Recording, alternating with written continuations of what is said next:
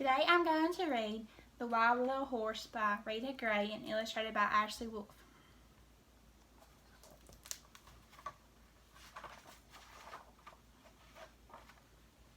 A little wild horse with eyes so wide watches the sun that waits outside. The pile of wood, the pile of hay, the field of grain where little mice play. Skitter, skit, skitter, skit. His mama and papa twitch their tails and sip cool water from an old tin pail. Swish, swish, swish. Then up from the field, past the wood, past the hay, a whistling wind comes winding his way. And little horse has the wind in his ears. Whistling wind is all he hears. Whoosh, whoosh.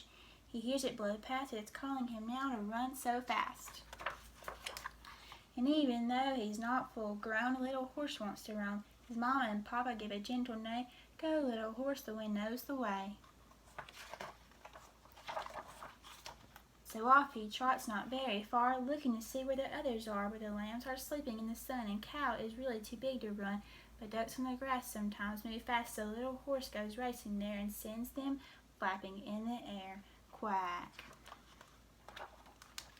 And now he's off, racing past, running, running, running fast.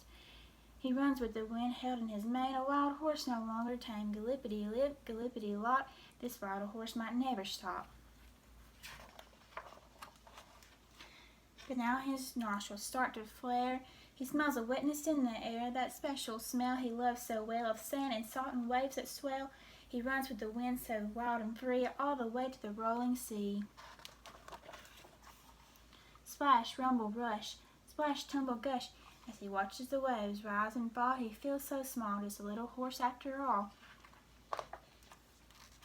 But the sea is calling with the shimmering sun. Come, little horse, come in and run. So he sets off into the froth. Step, step, step. One more step and he's wet, winny, whee! Little horse in the giant sea. Romping, stomping, pawing the ground, little horse is horsing around. Then up pops a sail, shiny and dark, calling up close with his deep seal bark. Ark, ark, ark, ark. They run and swim side by side. Then the sail goes out with a tug of the tide. But now little horse has birds to chase, a crowd of birds to send someplace.